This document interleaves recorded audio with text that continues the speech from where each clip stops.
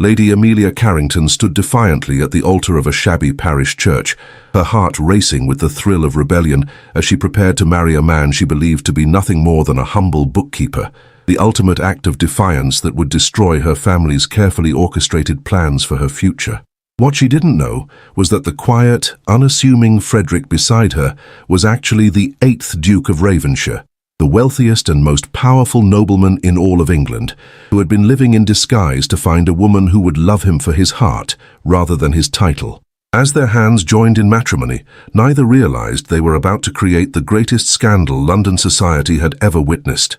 A deception so profound it would shake the very foundations of the aristocracy and prove that sometimes the most impulsive decisions lead to the most extraordinary love stories. Lady Amelia Carrington had never been one to submit quietly to her fate, and as she stood in the opulent drawing-room of Carrington House, listening to her father announce her engagement to the repulsive Earl of Pemberton, she felt the familiar fire of rebellion ignite in her chest. "The betrothal contracts have been signed," Lord Carrington declared, with the satisfaction of a man who believed he had finally tamed his wayward daughter. "The Earl has been most generous considering your difficult reputation. The wedding will take place in 1 month's time." Amelia's hands clenched into fists at her sides, her emerald eyes flashing with fury. At 23, she had successfully evaded marriage for 5 seasons, earning herself a reputation as the most stubborn and unmarriageable lady in London society. But her father's patience had finally run out, and the Earl of Pemberton, a man 30 years her senior with a penchant for young wives who died under mysterious circumstances, had offered a sum too substantial for her father to refuse. "I will not marry that monster," Amelia said quietly, her voice carrying a deadly calm that made her mother, Lady Carrington, shift nervously in her seat. "You will marry whom I choose," her father replied coldly. "Your defiance has cost this family enough. Pemberton is willing to overlook your indiscretions in exchange for a substantial dowry and the Carrington name. You should be grateful." Grateful. The word tasted like poison in Amelia's mouth. She was expected to be grateful for the privilege of being sold to a man who collected wives like trophies and discarded them just as easily. "And if I refuse?" she asked, though she already knew the answer. "Then you will be cut off without a penny and turned out of this house," Lord Carrington said with finality. "The choice is yours, daughter, marriage to Pemberton or destitution." As Amelia fled to her chambers, her mind raced with desperate plans.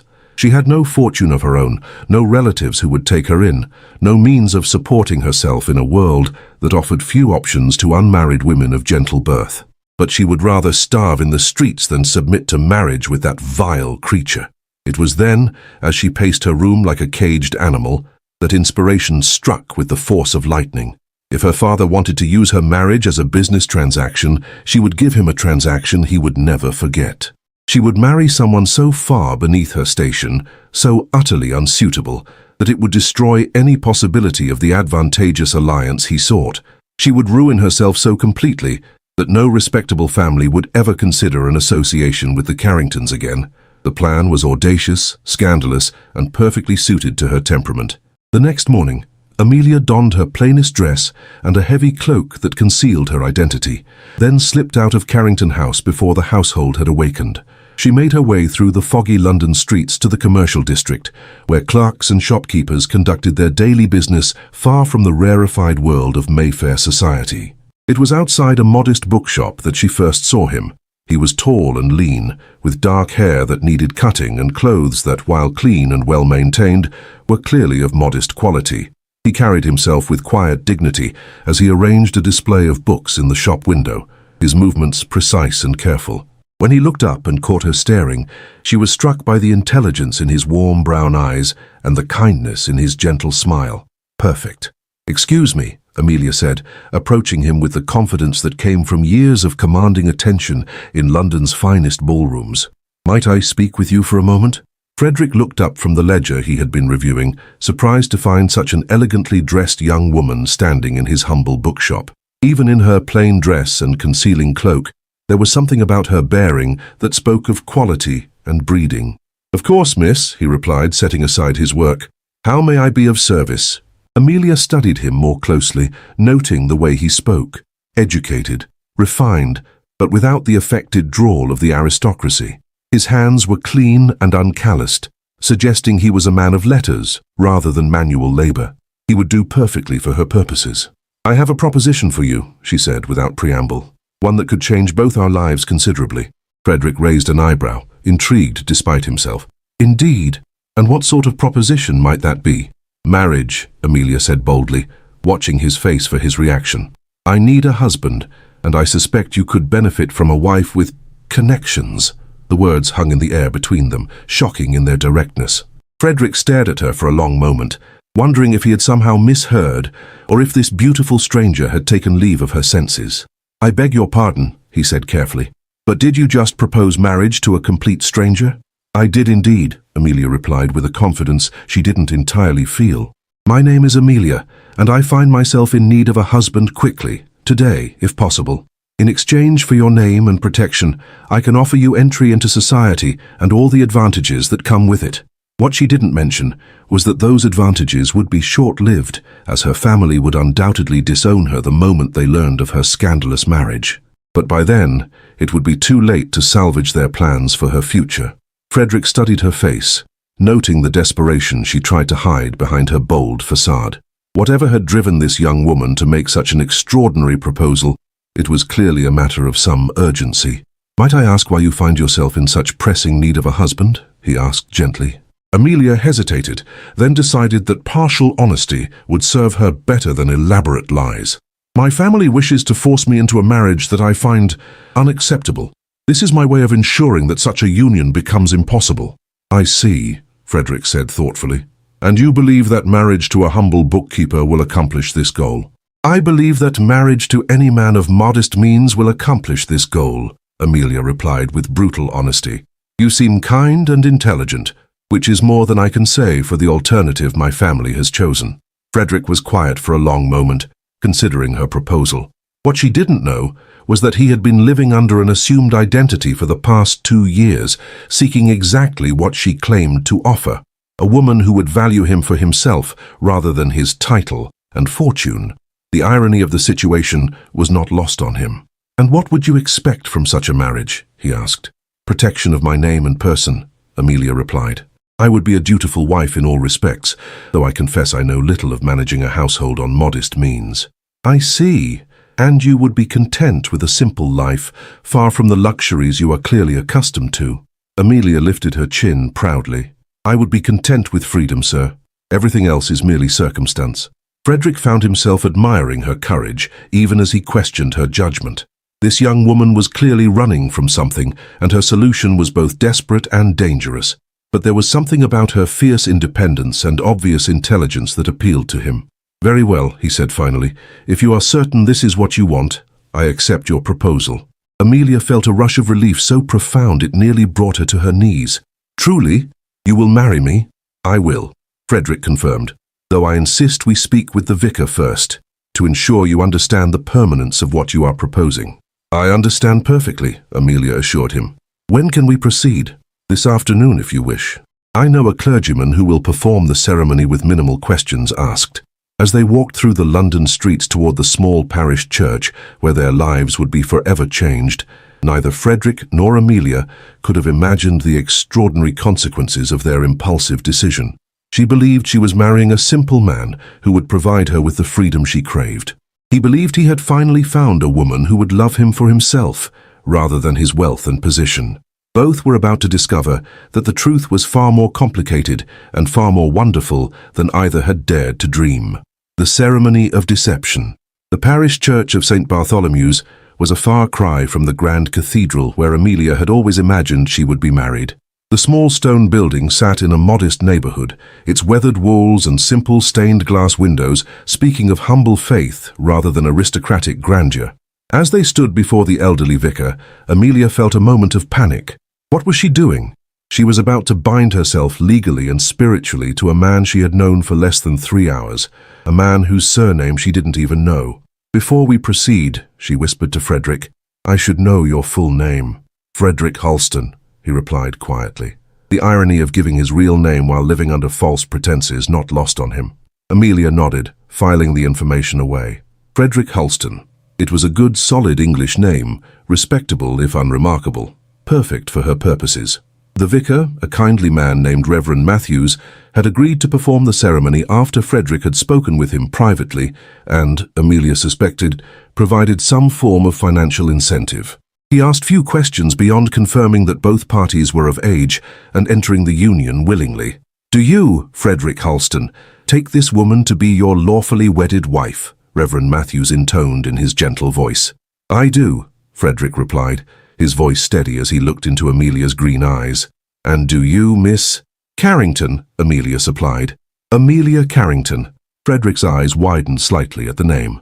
Carrington. He knew that family, one of the oldest and most prestigious in England. What was the daughter of an earl doing in a shabby parish church, marrying a man she believed to be a bookkeeper? "Do you, Amelia Carrington, take this man to be your lawfully wedded husband?" Amelia hesitated for just a moment, thinking of her father's rage, her mother's tears, the scandal that would surely follow. Then she thought of the Earl of Pemberton and his cold, calculating eyes, and her resolve strengthened. "I do," she said firmly. "Then by the power vested in me by God and the Church of England, I pronounce you husband and wife. You may kiss the bride." Frederick leaned down and pressed a gentle kiss to Amelia's lips, sealing their union with a tenderness that surprised them both. When they broke apart, Amelia felt a strange flutter in her chest that had nothing to do with triumph and everything to do with the warmth in her new husband's eyes. "Well, Mrs. Halston," Frederick said with a smile, "shall we go home?" Mrs. Halston. The name felt foreign on her tongue, but also strangely liberating. She was no longer Lady Amelia Carrington, daughter of an earl and pawn in her family's political games. She was simply Amelia Halston, wife to a bookkeeper, free to make her own choices and live her own life. "Lead the way, Mr. Halston," she replied, with the first genuine smile she had worn in weeks. Frederick's lodgings were located above the bookshop in a modest but clean set of rooms that spoke of careful economy and simple tastes. The sitting room was small but comfortable, with well-worn furniture and shelves lined with books. A tiny kitchen adjoined the main room, and a narrow staircase led to what Amelia assumed was the bedroom. "It's not much," Frederick said, suddenly seeing his humble home through the eyes of a woman accustomed to luxury, "but it's clean and warm, and the roof doesn't leak." "It's perfect," Amelia said, and to her surprise she meant it. There was something peaceful about the small space, something honest and unpretentious that appealed to her after years of living surrounded by ostentation and artifice.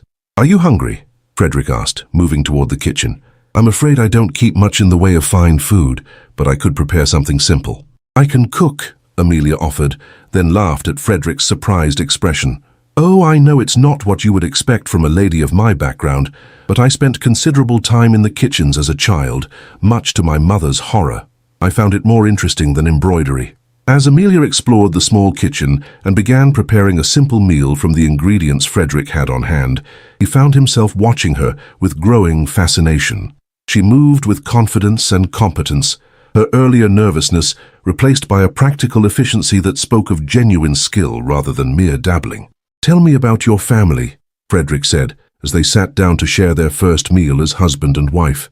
"What will their reaction be when they learn of our marriage?"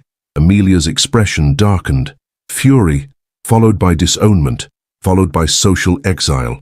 "They will cut me off without a penny and forbid anyone in their circle from acknowledging my existence. And this is what you wanted?" "This is what I needed," Amelia corrected.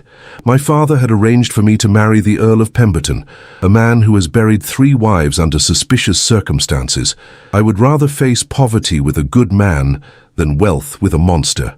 Frederick felt a surge of anger at the thought of anyone forcing this spirited, intelligent woman into such a union. "Your father would truly have forced you into marriage with such a man?" "For the right price, my father would sell me to the devil himself," Amelia replied bitterly. "The Earl offered to pay my father's debts and provide a substantial settlement. My happiness was never part of the equation." "I'm sorry," Frederick said quietly. "No woman should be treated as a commodity to be bartered and sold." "No," Amelia agreed, "but that is the world we live in. Or rather, the world I lived in. I suppose I live in a different world now." As the evening progressed, they talked with surprising ease, sharing stories of their childhoods and their dreams for the future. Amelia found herself genuinely enjoying Frederick's company, appreciating his intelligence and dry sense of humor. He was unlike any man she had ever known, neither fawning nor condescending, but treating her as an equal worthy of respect and consideration. When it came time to retire, Frederick insisted that Amelia take the bedroom while he made himself comfortable on the sitting-room sofa. "We may be married," he said with gentle courtesy, "but we are still strangers. I would not presume to impose upon you until you are comfortable with the arrangement."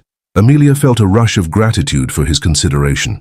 In her world, wives were expected to submit to their husbands' demands, regardless of their own feelings.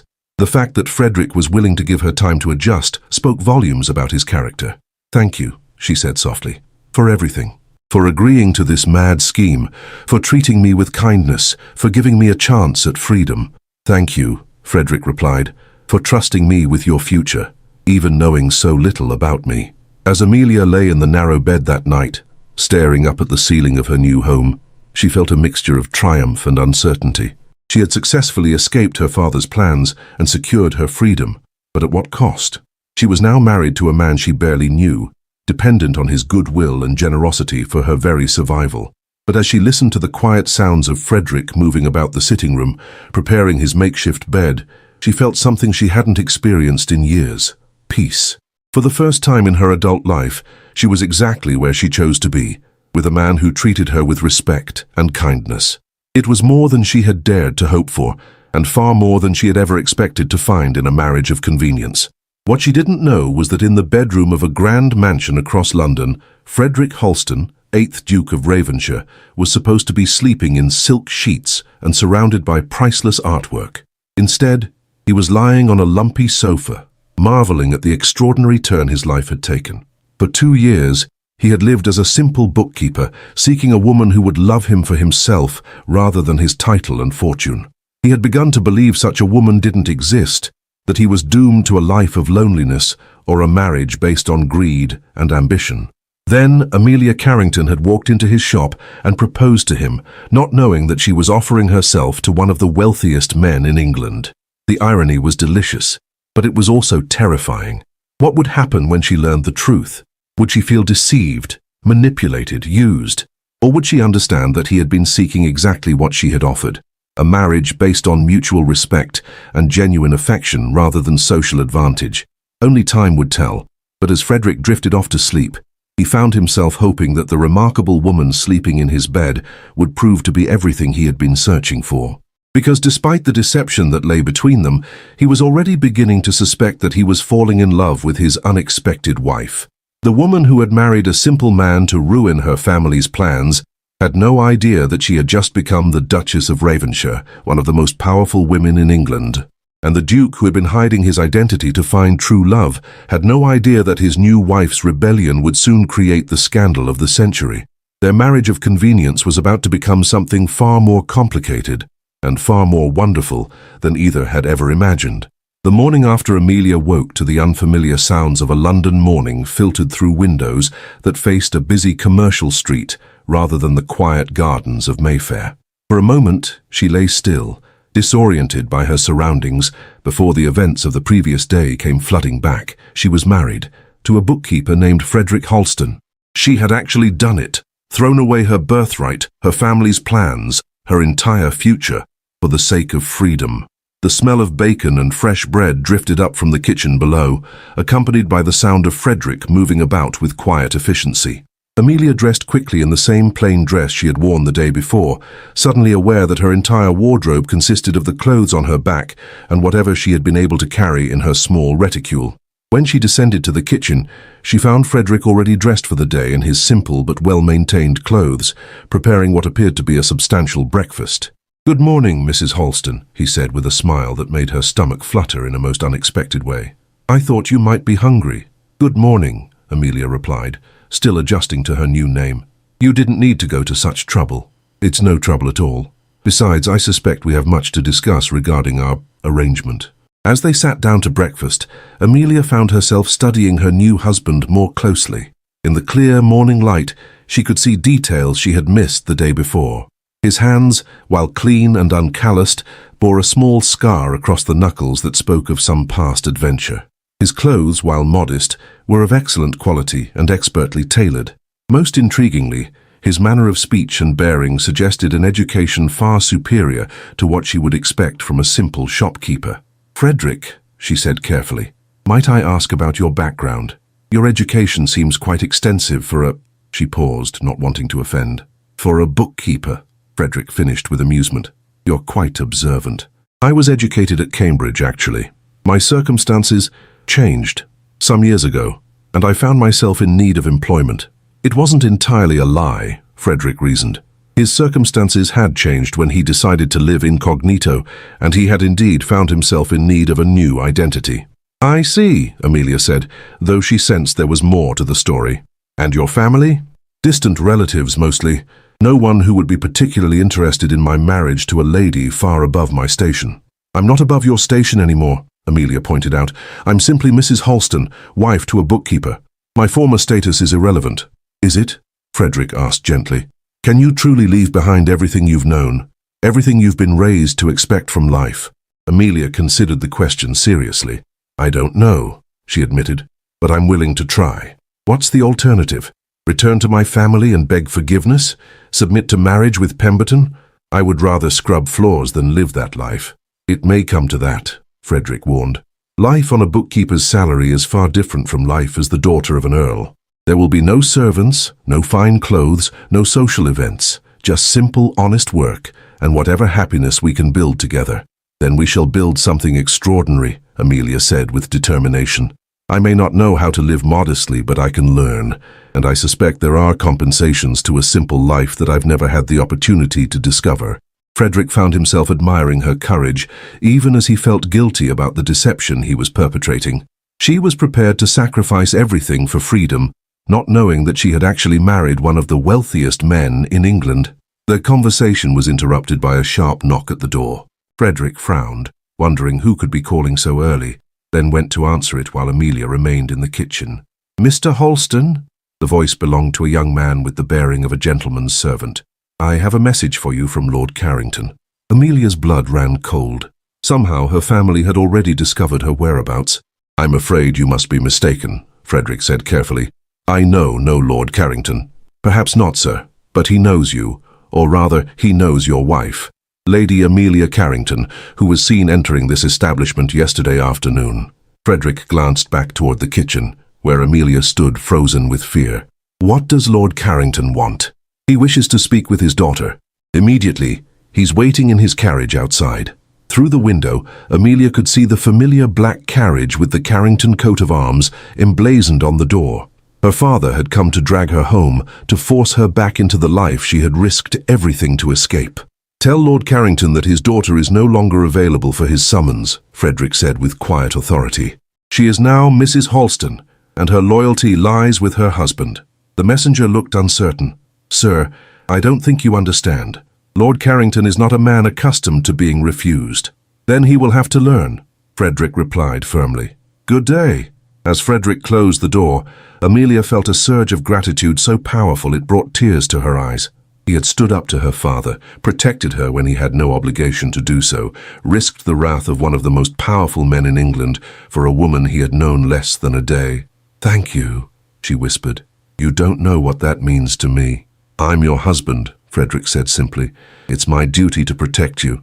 But even as he spoke the words, Frederick knew it was more than duty that had motivated him. Something about this brave, desperate woman had touched his heart in a way he hadn't expected. The thought of her being forced back into a life she found unbearable filled him with a protective rage that surprised him with its intensity. Their moment of quiet understanding was shattered by another, more insistent knock.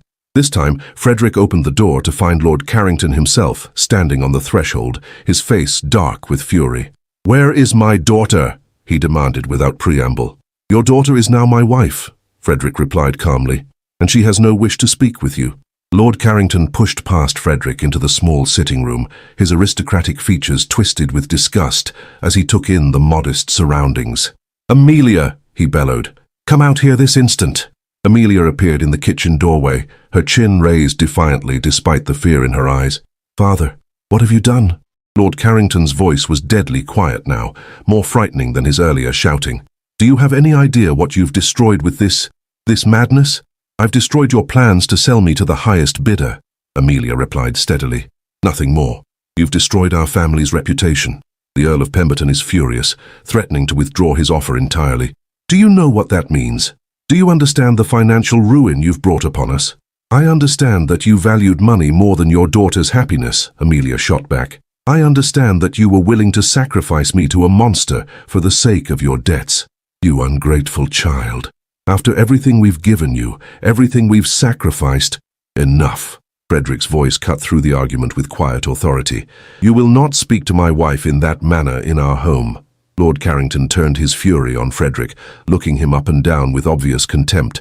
And who are you to dictate to me, you insignificant little clerk? Do you have any idea who I am? I know exactly who you are, Frederick replied, his voice remaining calm despite the insult. You're a man who values money more than his daughter's welfare, who would sell her to a known predator to satisfy his own debts. Your title and wealth mean nothing if you lack basic human decency. The words hung in the air like a slap. Lord Carrington's face turned purple with rage, and for a moment, Amelia thought he might actually strike Frederick. You will regret this, Lord Carrington said finally, his voice shaking with fury. Both of you. I have influence, connections, power that you cannot even imagine.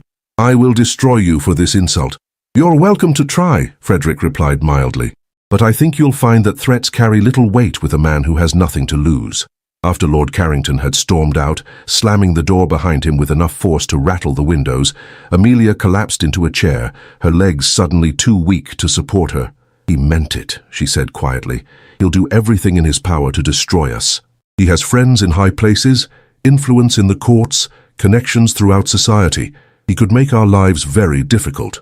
Let him try, Frederick said, though privately he was calculating how best to protect his new wife from her father's wrath. Lord Carrington's threats might carry weight against a simple bookkeeper, but they would mean nothing against the Duke of Ravensshire. The question was how long he could maintain his disguise before circumstances forced him to reveal the truth. I'm sorry, Amelia said, tears streaming down her cheeks. I've dragged you into this mess, put you in danger, ruined your peaceful life.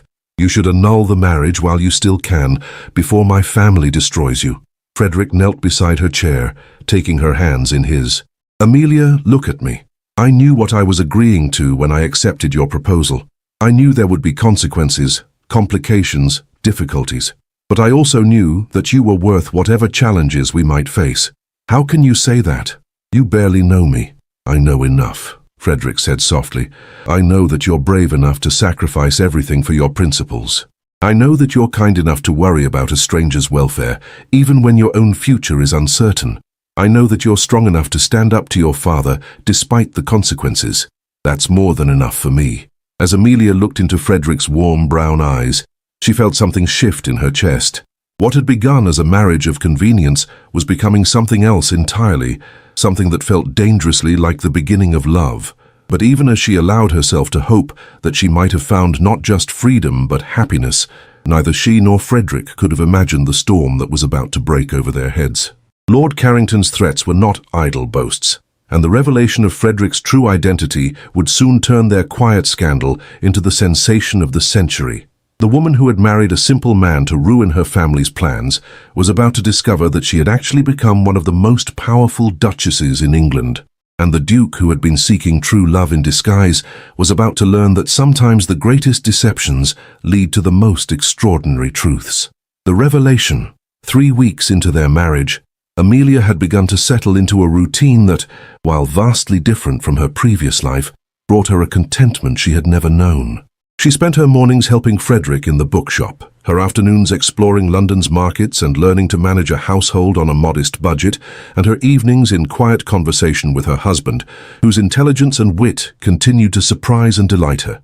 She had also begun to notice things about Frederick that didn't quite align with his supposed station in life. His knowledge of literature and philosophy was extensive, his understanding of politics and economics sophisticated, and his mannerisms occasionally slipped into the refined patterns of the upper classes before he caught himself and reverted to more common speech. But it was the morning that she discovered him reading a letter written in French, responding to it fluently in the same language, that her suspicions finally crystallized into certainty. "Frederick," she said carefully, setting down her teacup, "might I ask who you're corresponding with in French?" Frederick looked up from the letter, realizing too late that he had been caught in his deception. A former colleague from my university days. He's traveling on the continent.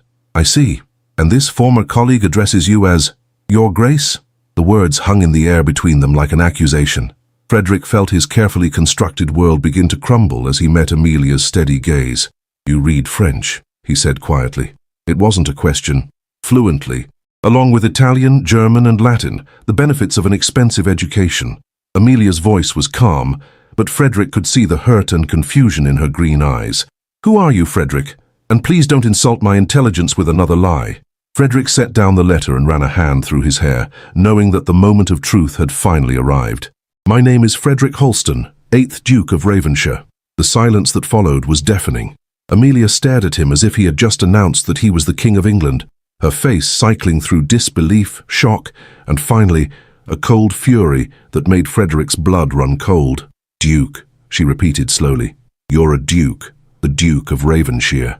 Yes, one of the wealthiest men in England. Yes, and you've been living here, pretending to be a bookkeeper for how long? 2 years, Frederick admitted. Amelia stood abruptly, pacing to the window as if she needed distance from him to process this revelation. 2 years. 2 years of deception, of lies, of pretending to be someone you're not. And when I came to you, desperate and frightened, seeking a simple man who would give me freedom from the machinations of the aristocracy, you said nothing. Amelia, don't. She held up a hand to stop him. Let me understand this completely. I married you believing I was escaping the world of titles and wealth and social manipulation. Instead, I married directly into the heart of it. I am not Mrs. Holston, wife to a bookkeeper. I am the Duchess of Ravenshire, wife to one of the most powerful men in England. Yes, Frederick said quietly. And my father's threats, his promises to destroy us, they were meaningless, weren't they? Because you have more power and influence than he could ever dream of. Yes. Amelia laughed, but there was no humor in the sound. So I have achieved exactly what I was trying to escape. I am once again a pawn in the games of the powerful, a duchess whose every move will be scrutinized by society, whose life will be dictated by duty and obligation rather than choice. It doesn't have to be that way, Frederick said desperately. We can live quietly, away from court and society. We can build the simple life you wanted. Can we? Amelia turned to face him, her eyes blazing with anger and betrayal. Can the Duke of Ravenshire simply disappear? Can he abandon his estates, his tenants, his responsibilities to Parliament? Can he pretend that his marriage to the daughter of an earl won't be the scandal of the season once it becomes known? Frederick had no answer, because they both knew she was right. His position came with obligations that couldn't be ignored, and their marriage would indeed create a sensation once society learned of it. Why? Amelia asked, her voice breaking slightly. Why didn't you tell me? Why did you let me believe I was free when I was actually walking into an even more elaborate cage? Because I wanted what you offered, Frederick said honestly. A woman who would love me for myself, not for my title or my wealth. For 2 years I've been searching for someone who would see Frederick the man rather than Ravenshire the Duke. When you proposed to me, believing I was a simple bookkeeper, I thought I had finally found her. So you deceived me. You let me make a choice based on false information. Let me believe I was sacrificing everything for freedom when I was actually gaining everything I was trying to escape. I fell in love with you, Frederick said quietly. From that first day, when you walked into my shop with such courage and determination.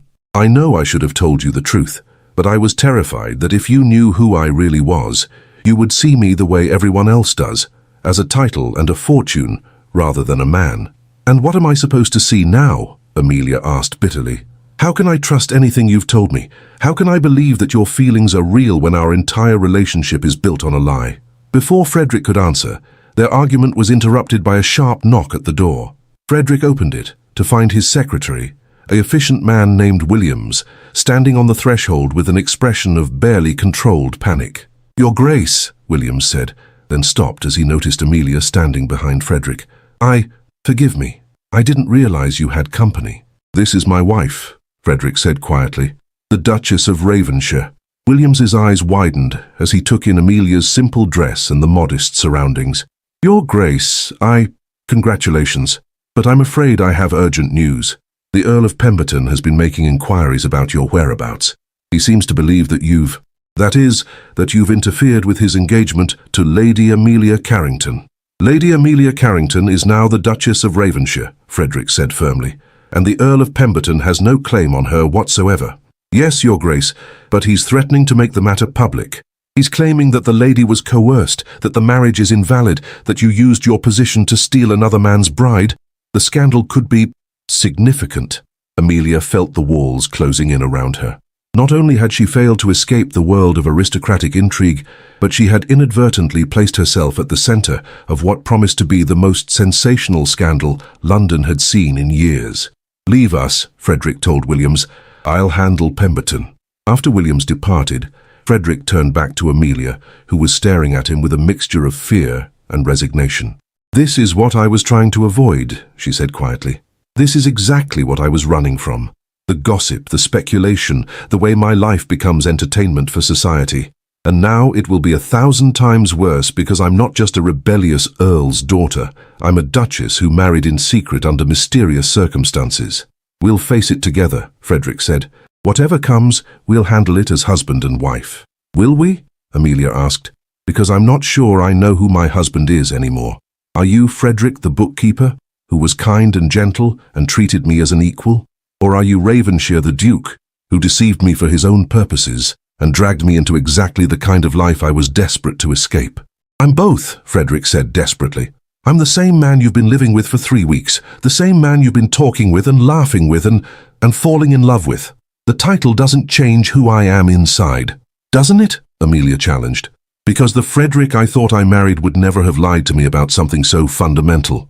He would never have let me make such an important decision based on false information. He would have trusted me with the truth." The accusation hit Frederick like a physical blow, because he knew she was right. In his desire to find a woman who would love him for himself, he had become exactly the kind of manipulative aristocrat he claimed to despise. "You're right," he said quietly. "I should have told you the truth from the beginning. I should have trusted you to make an informed choice. I was selfish and cowardly, and I'm sorry." "Sorry doesn't change anything," Amelia said, though her voice had lost some of its anger. "Sorry doesn't make me free. Sorry doesn't undo the deception or erase the scandal that's about to destroy both our lives." As if summoned by her words, another knock came at the door. This time, it was a messenger bearing an invitation that would change everything. "From Her Majesty the Queen," the messenger announced. "The Duke and Duchess of Ravenshire are commanded to attend court tomorrow afternoon." Frederick took the invitation with a sinking heart. The Queen's summons could only mean one thing. Their secret marriage had become public knowledge, and they were about to face the full scrutiny of the Crown and society. "Well," Amelia said with bitter irony as she read the invitation over Frederick's shoulder, "it seems our quiet life is officially over. Tomorrow I become the Duchess of Ravenshire in truth, whether I want to or not." As they stood together in the small sitting room that had been their refuge from the world, both Frederick and Amelia knew that their marriage of convenience was about to be tested in ways neither had imagined. The woman who had married a simple man to ruin her family's plans was about to discover that she had actually become one of the most scrutinized women in England. And the Duke, who had been hiding his identity to find true love, was about to learn that sometimes the greatest deceptions exact the highest price. Their love story was far from over, but the next chapter would be written in the unforgiving spotlight of public attention, where every word and gesture would be analyzed for signs of scandal or weakness. The question was whether their relationship could survive the revelation of the truth, or whether the deception that had brought them together would ultimately tear them apart. The Queen's judgment. The royal summons arrived at dawn, delivered by a messenger whose solemn expression left no doubt about the gravity of the situation. Frederick and Amelia were to present themselves at court that very afternoon, where they would face not only Queen Victoria's judgment, but the scrutiny of the entire assembled nobility. Amelia stood before the mirror in their modest bedroom, struggling with the reality of her situation. In a few hours, she would be presented to the Queen as the Duchess of Ravenshire, a title she had never wanted, and a position she was utterly unprepared for. The simple blue dress she had worn for the past 3 weeks would not suffice for a royal audience, but she had no other options. "We need to go to Ravenshire House," Frederick said quietly from the doorway. "You'll need appropriate clothing, and we'll need to present ourselves as befits our station." "Our station," Amelia repeated bitterly. "You mean your station? I'm still the same person I was yesterday, regardless of what title I'm forced to bear." "Amelia, please. I know you're angry, and you have every right to be, but we must face this together. The Queen's summons is not something we can ignore or postpone. Amelia turned to face him, noting how different he looked now that she knew the truth. The quiet dignity she had admired was revealed as the natural bearing of a man born to command. The intelligence and education that had seemed remarkable in a bookkeeper was simply what one would expect from a duke. Even his kindness, which she had treasured as a gift freely given, now felt tainted by the knowledge that he could afford to be generous when he risked nothing by it. "Very well," she said finally, "let us go and play our parts in this elaborate charade." Ravenshire House was everything Amelia had expected and more. The massive mansion dominated an entire block of Mayfair, its imposing facade speaking of centuries of wealth and power. As their carriage drew up to the entrance, Amelia felt a familiar sense of suffocation, the same feeling that had driven her to flee her father's house just weeks before. The servants who greeted them at the door treated Frederick with the deference due to his rank, but their curious glances at Amelia made it clear that news of the Duke's secret marriage had already spread throughout the household. She could practically hear their whispered speculations. Who was this woman? Where had she come from? Why had the Duke married her in secret? "Your Grace," the butler said with perfect composure, "your chambers have been prepared, and the Duchess's wardrobe has been arranged according to your instructions." Frederick had sent word ahead, Amelia realized. He had known this moment would come and had prepared for it, while she had been living in blissful ignorance of her true situation. The Duchess's chambers were a suite of rooms that rivaled anything in the royal palaces. The bedroom alone was larger than the entire apartment they had shared above the bookshop, decorated in shades of gold and cream that spoke of exquisite taste and unlimited resources. But it was the wardrobe that truly brought home the magnitude of her changed circumstances. Gown after gown hung in perfect order, each one worth more than most people earned in a year. Jewels that belonged to the Ravenshire collection sparkled from their cases, including a tiara that had been worn by duchesses for generations. Everything she needed to play the part of a duchess had been provided, as if her consent to the role was irrelevant. "The emerald silk would be appropriate for a royal audience," said a woman who appeared in the doorway with the quiet efficiency of a lady's maid. "I am Mrs. Patterson, Your Grace. I've been assigned to assist you." Amelia wanted to protest that she needed no assistance, that she was perfectly capable of dressing herself, but she realized that such independence was no longer an option. A duchess did not dress herself any more than she lived in rooms above a bookshop or cooked her own meals. As Mrs. Patterson helped her into the elaborate gown and arranged the Ravenshire emeralds around her throat, Amelia caught sight of herself in the mirror and barely recognized the woman staring back. Gone was the simple, unadorned woman who had found peace in a modest life. In her place stood a duchess in full regalia, every inch the aristocrat she had been born to be. "You look magnificent," Frederick said when she emerged from her chambers. He had changed as well, trading his simple clothes for the formal attire befitting his rank. The transformation was complete. They were no longer Frederick and Amelia Halston, but the Duke and Duchess of Ravenshire. "I look like a stranger," Amelia replied. "I feel like I'm wearing a costume for a play I never auditioned for." "I know this isn't what you wanted," Frederick said gently, "but perhaps in time you'll find that being a duchess doesn't have to mean sacrificing everything you value. You could use your position to help others, to make a difference in ways you never could as a private citizen." "Could I? Or would I simply become another ornament in society's display case, expected to smile and curtsy and never express an opinion that might cause offense?" Before Frederick could answer, their conversation was interrupted by the arrival of Williams, who bore news that made both their hearts sink. "Your Grace," he said with obvious reluctance, "I'm afraid the situation has become more complicated. The Earl of Pemberton has filed a formal complaint with the court, claiming that your marriage to Lady Amelia was obtained through fraud and coercion. He's demanding that it be annulled so that his own betrothal contract can be honored." Amelia felt the blood drain from her face. "He can't do that. The marriage is legal and binding. He's claiming that you were already promised to him through a binding contract with your father," Williams explained. "He's also suggesting that the Duke used his position and wealth to steal you away, possibly through threats or bribery." "That's preposterous," Frederick said angrily. "Amelia came to me of her own free will. I never coerced or threatened anyone. Nevertheless, Your Grace, the accusations have been made public. The scandal sheets are already printing stories about the mysterious marriage, and society is buzzing with speculation. Your audience with the Queen will be as much about addressing these accusations as it will be about presenting your new Duchess." As they made their way to the palace, Amelia felt as if she were walking to her own execution. The streets were lined with curious onlookers who had heard rumors of the scandal, and she could feel their eyes following the ducal carriage with avid interest. By evening, every detail of her appearance would be dissected in drawing rooms across London. The throne room was packed with courtiers and nobles, all eager to witness the drama that was about to unfold. Amelia recognized many faces from her previous life in society, people who had known her as Lady Amelia Carrington, and who were now staring at her transformation into the Duchess of Ravenshire with undisguised fascination. Queen Victoria sat upon her throne with the regal bearing that had made her one of the most respected monarchs in Europe. Her expression was unreadable as Frederick and Amelia approached, but her eyes missed nothing as she studied the couple before her. "Your Majesty," Frederick said with a deep bow, while Amelia sank into the elaborate curtsy she had been taught as a child.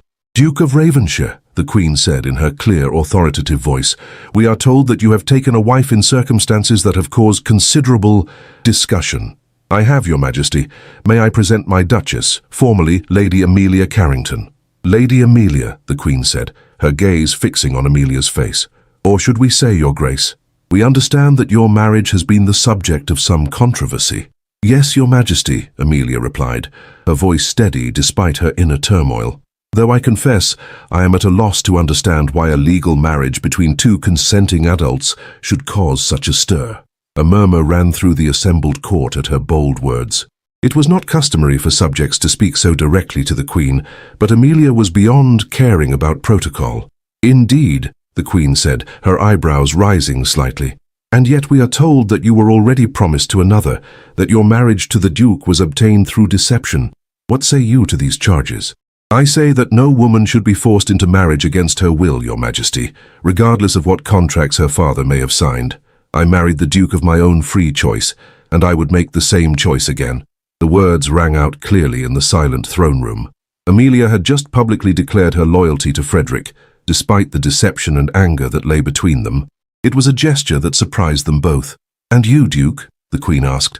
"What is your response to the Earl of Pemberton's accusations?" "I married Lady Amelia because I love her, Your Majesty. There was no coercion, no fraud, no impropriety of any kind. She came to me seeking protection from an unwanted marriage, and I was honored to provide it." "Love," the Queen repeated thoughtfully. "A noble sentiment, though one that has caused considerable disruption to the established order. The Earl of Pemberton claims significant financial losses as a result of your actions. Then perhaps the Earl should consider the wisdom of attempting to purchase a wife like a piece of property," Amelia said boldly. "A woman's hand should be won through courtship and affection, not bought with gold." Another murmur ran through the court, this one tinged with shock at her audacity. But Queen Victoria's expression showed what might have been approval. "You speak with considerable passion, Your Grace," the Queen observed. "Tell us, do you believe that love should take precedence over duty and social obligation?" It was a trap, Amelia realized. Answer yes, and she would be seen as a dangerous radical who threatened the very foundations of society. Answer no, and she would be admitting that her own marriage was a mistake. "I believe, Your Majesty, that a society that forces its daughters into unwanted marriages for the sake of financial gain is a society that has lost its moral compass. Love and duty need not be enemies, but when they conflict, I believe love should prevail." The silence that followed was deafening. Amelia had just challenged the very basis of aristocratic marriage arrangements, the system that had governed society for centuries. "Interesting," the Queen said finally. "And you, Duke, do you share your wife's progressive views?" "I believe that marriage should be based on mutual respect and affection, Your Majesty. I would never force a woman to accept my suit, nor would I stand by while another man forced his attentions on an unwilling bride." Queen Victoria studied them both for a long moment, her expression thoughtful. When she finally spoke, her words would determine not only their fate, but the future of their marriage and their standing in society. "We find ourselves in a most unusual situation," the Queen said finally. "On one hand, we have the Earl of Pemberton's claims of financial injury and breach of contract. On the other, we have a Duchess who speaks passionately of love and freedom, and a Duke who claims to have acted from noble motives." The tension in the throne room was palpable as every person present waited for the royal judgment. "However," the Queen continued, "we are not inclined to support a system that treats women as chattels to be bought and sold. The Duchess of Devonshire speaks truly when she says that a woman's hand should be won through courtship, not purchased with gold. Amelia felt a surge of hope, but the Queen was not finished.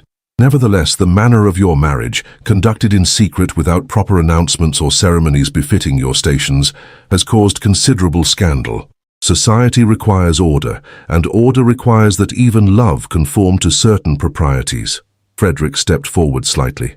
Your Majesty, if we have offended against propriety, we are prepared to make amends. We would be honored to have our union blessed in a ceremony befitting our stations, with all the pomp and circumstance that society expects. A public wedding, the Queen mused. Yes, that would indeed address the concerns about propriety. But what of the Earl of Pemberton's financial claims?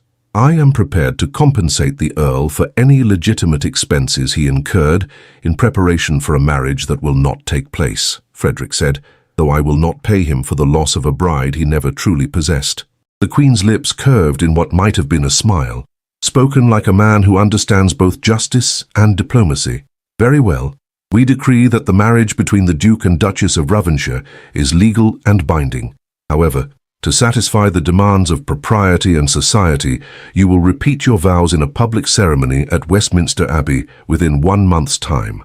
A collective gasp rose from the assembled courtiers. A royal wedding at Westminster Abbey was an honor reserved for the highest nobility, a clear sign of the Queen's approval. Furthermore, the Queen continued, the Earl of Pemberton will be compensated for his reasonable expenses, but his claims to the Duchess's hand are hereby declared null and void. No contract signed without a woman's consent can be considered binding in our realm. The pronouncement sent shockwaves through the court. The Queen had just invalidated the practice of arranging marriages without the bride's consent, a decision that would have far-reaching consequences for aristocratic society. Thank you, Your Majesty, Amelia said, her voice thick with emotion. Your wisdom and justice will not be forgotten. See that it is not, the Queen replied, and see that you prove worthy of the position you have gained, Your Grace. A duchess has responsibilities to her people and her nation. We trust you will fulfill them admirably. As they left the palace, Amelia felt overwhelmed by the magnitude of what had just occurred. Not only had their marriage been validated, but the Queen had essentially commanded them to have a royal wedding, making their union one of the most celebrated events of the season. A month, she said, as they settled into their carriage. We have a month to prepare for a wedding that will be attended by half the nobility of Europe. Are you frightened? Frederick asked gently. Terrified, Amelia admitted, but also grateful. The Queen could have annulled our marriage, could have sided with Pemberton and my father. Instead, she's given us her blessing and her protection. She saw what I saw, Frederick said. A woman of courage and principle, someone who would make an excellent duchess if given the chance. Amelia turned to study his face in the dim light of the carriage. Frederick, I need to know something. When you married me, when you kept your identity secret, was any of it real? Your kindness, your gentleness, the way you treated me as an equal? Was that the real you? Or was it all part of the deception? Frederick was quiet for a long moment before answering. The man you fell in love with is the real me, Amelia. The title, the wealth, the position. Those are circumstances of birth, not choices of character. I may be the Duke of Devonshire by blood, but I'm also the man who reads books by candlelight and makes breakfast for his wife and believes that love is more important than social standing. But you lied to me, Amelia said softly. How can I trust you now? I don't know, Frederick admitted. I can only promise that I will never lie to you again and hope that in time you'll forgive me for the deception that brought us together. I want to forgive you, Amelia said. I want to believe that what we had in that little apartment was real, that the feelings between us were genuine despite the lies surrounding them. They were genuine, Frederick said urgently. Whatever else was false, my feelings for you were always real. As their carriage rolled through the London streets toward Devonshire House, both Frederick and Amelia knew that they faced a crucial decision. They could allow the deception and hurt to destroy what they had built together, or they could choose to move forward and create something new. A marriage based on truth rather than convenience, love rather than necessity. The month leading up to their public wedding would be a test of their commitment to each other and their ability to build a life together in the unforgiving spotlight of society's attention. But for the first time since the truth had been revealed, Amelia felt a glimmer of hope that they might actually succeed. The woman who had married a simple man to ruin her family's plans had discovered that she had actually become one of the most powerful duchesses in England. But more importantly, she was beginning to understand that power meant nothing without love, and that sometimes the greatest gifts come disguised as the greatest deceptions. Their love story was far from over. In fact, as they prepared to exchange vows again before all of London society, Frederick and Amelia were about to discover that their real journey was just beginning. The question was whether they could learn to trust each other enough to build the extraordinary life that lay within their reach. The royal wedding. 1 month later, Westminster Abbey had never looked more magnificent. Every surface gleamed with polish and decoration, flowers cascaded from every available space, and the greatest nobles of England filled the ancient pews in their finest attire. The wedding of the Duke and Duchess of Ravenshire had become the social event of the decade, attended by royalty, foreign dignitaries, and anyone with sufficient rank to merit an invitation. Amelia stood in the bride's chamber adjacent to the abbey, staring at her reflection in disbelief. The wedding gown was a masterpiece of silk and lace, created by the finest dressmakers in London, and adorned with pearls that had belonged to generations of Ravenshire duchesses. The Ravenshire tiara rested on her carefully arranged hair, its diamonds catching the light and throwing rainbows across the walls. "You look like a fairy tale princess," said Lady Catherine, Frederick's cousin, who had become an unexpected ally in the weeks leading up to the ceremony. "Though I suspect you feel more like you're about to face a firing squad." "Something like that," Amelia admitted. "A month ago I was living above a bookshop, cooking my own meals and mending my own clothes. Now I'm about to walk down the aisle of Westminster Abbey, in front of half the crowned heads of Europe. And how do you feel about that?" Amelia considered the question carefully. The past month had been a whirlwind of preparations, fittings, meetings with wedding planners, and endless discussions of protocol. But it had also been something else, a chance for her and Frederick to rebuild their relationship on a foundation of honesty. "Nervous," she said finally, "but also hopeful. Frederick and I have talked more in the past month than in all our time together before. We've been honest with each other about our fears, our expectations, our dreams for the future. I think we might actually have a chance at happiness." "You love him," Lady Catherine observed. "I do," Amelia said, surprised by how easily the admission came. "Despite the deception, despite the complications, despite everything that's happened, I love him, and I believe he loves me." "Then that's all that matters," Lady Catherine said firmly. "Everything else is just pageantry." But as Amelia made her way to the Abbey's entrance, she knew that the pageantry mattered too. This wedding was more than just a celebration of their love. It was a public declaration of their commitment to each other and to the responsibilities that came with their positions. The Abbey was packed to capacity, with every seat filled and additional guests standing along the walls. As the organ began to play and Amelia started her walk down the endless aisle, she could feel hundreds of eyes upon her, studying her every move, her every expression. But as her gaze found Frederick waiting at the altar, everything else faded away. He stood tall and handsome in his formal attire, his eyes fixed on her with an expression of such love and wonder that it took her breath away. This was not the Duke of Ravenshire, powerful and remote. This was Frederick, the man who had made her breakfast and listened to her dreams, and held her when she cried. When she reached the altar and he took her hand, she felt the last of her doubts melt away. Whatever challenges they would face as Duke and Duchess, they would face them together. "Dearly beloved," the Archbishop began, his voice carrying clearly throughout the vast space, "we are gathered here today to witness the union of Frederick William Holston, 8th Duke of Ravenshire, and Amelia Catherine Carrington in holy matrimony." The ceremony proceeded with all the pomp and circumstance befitting a royal wedding, but for Amelia and Frederick, the most important moment came when they exchanged their personal vows. Words they had written themselves during their month of rebuilding trust. "Amelia," Frederick said, his voice strong and clear, "I promise to love you not as a duke loves his duchess, but as a man loves his wife. I promise to be honest with you always, to trust you with my fears as well as my hopes, and to build with you a life based on truth and mutual respect." "Frederick," Amelia replied, her voice steady despite the tears in her eyes, "I promise to love you not as a duchess loves her duke, but as a woman loves her husband. I promise to forgive the past and embrace the future, to stand beside you through whatever challenges we may face, and to build with you a love that transcends titles and expectations." When the Archbishop pronounced them husband and wife and Frederick kissed her, the abbey erupted in applause and cheers. But for Amelia, the most meaningful moment came when she saw Queen Victoria in the front pew, nodding her approval with what appeared to be genuine warmth. The wedding breakfast was held at Ravensshire House, which had been transformed into a wonderland of flowers and crystal. Hundreds of guests mingled in the grand ballrooms, and the celebration continued well into the evening. But it was during a quiet moment on the terrace, when they had stolen away from their guests for a few minutes of privacy, that Amelia and Frederick had their most important conversation. "Do you regret it?" Frederick asked, as they looked out over the gardens. "Any of it? The deception, the scandal, the way your life has been turned upside down?" Amelia considered the question seriously. "I regret the deception," she said finally. "I regret the hurt and confusion it caused, but I don't regret marrying you, Frederick. Not the first time in that little church, and not today in Westminster Abbey. Even though you didn't get the simple life you wanted. I've learned something important this past month," Amelia said. "It's not the circumstances of our lives that determine our happiness. It's what we choose to do with those circumstances.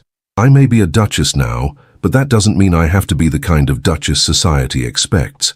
I can use this position to help people, to make changes, to be the woman I want to be rather than the woman others expect me to be."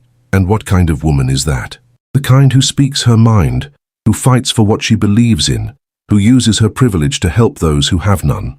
The kind who loves her husband not for his title or his wealth, but for his kindness and his integrity and his willingness to make breakfast on Sunday mornings." Frederick laughed, pulling her closer. "I think I can manage the Sunday breakfasts."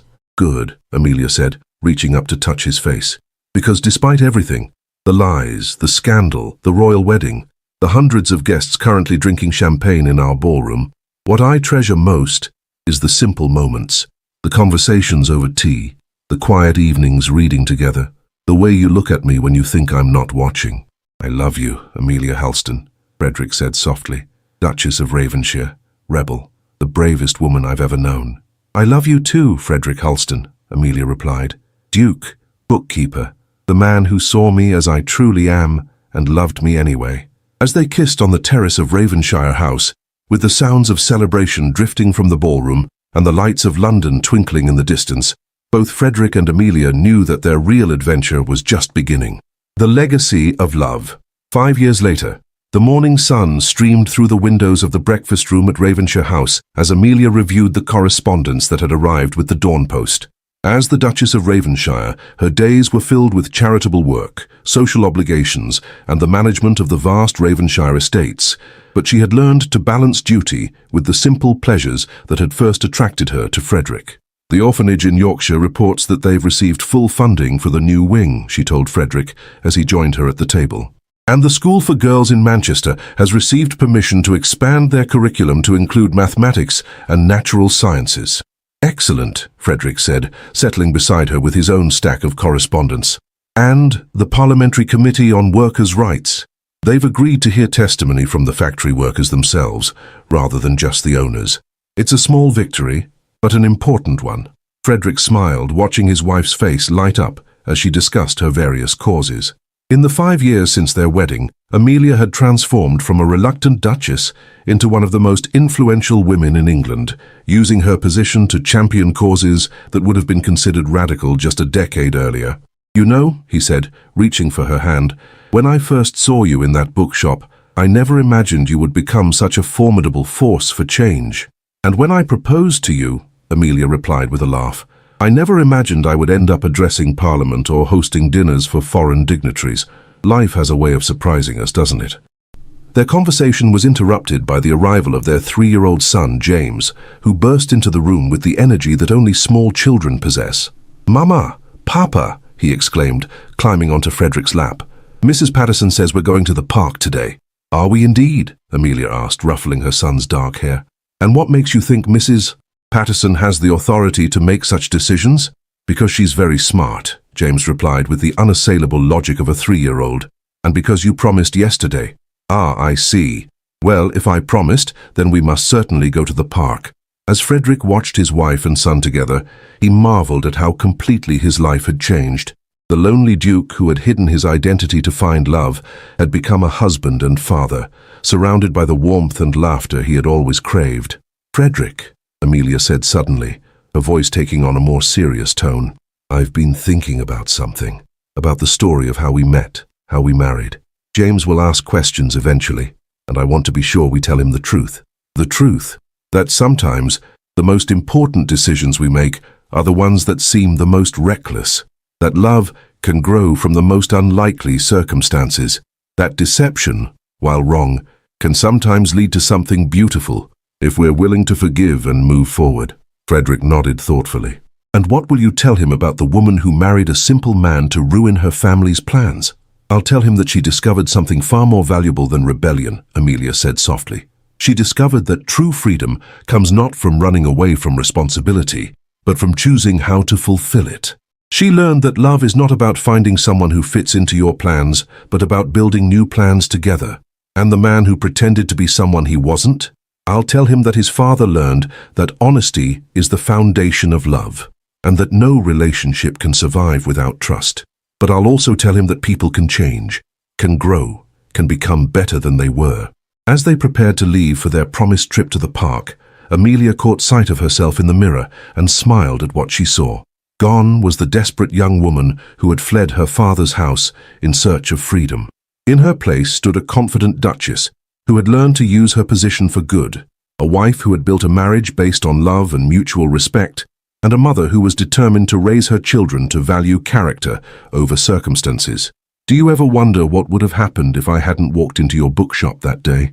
she asked Frederick as they strolled through Hyde Park, watching James chase butterflies with the boundless enthusiasm of childhood. "Every day," Frederick admitted. "But then I remember that you did walk in, you did propose to me, and we did build something extraordinary together. I prefer to focus on what did happen rather than what might have been." "Wise man," Amelia said, linking her arm through his. "Though I confess, I sometimes wonder if fate had a hand in it all. What are the odds that a woman seeking to escape the aristocracy would accidentally marry one of its most powerful members?" "Perhaps," Frederick said with a smile. "Fate knew that we needed each other.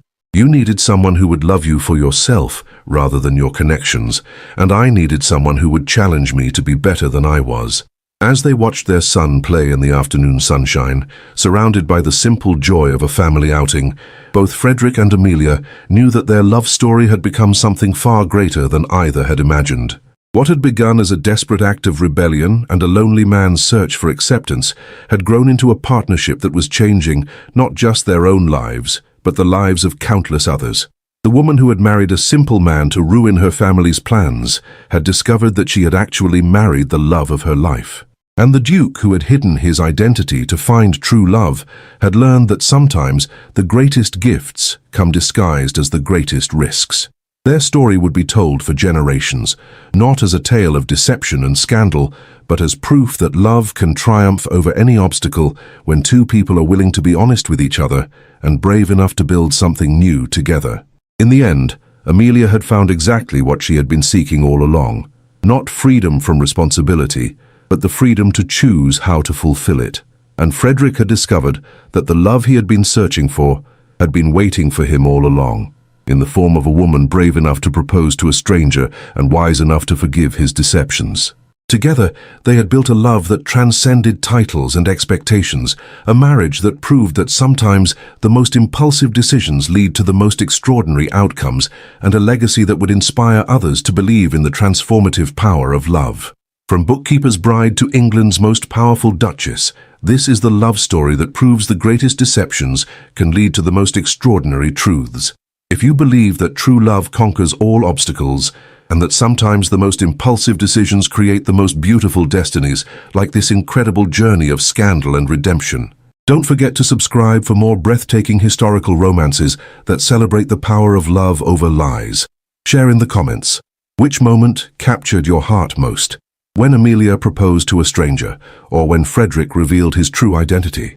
Let's celebrate love stories that show us that sometimes the greatest risks lead to the greatest rewards.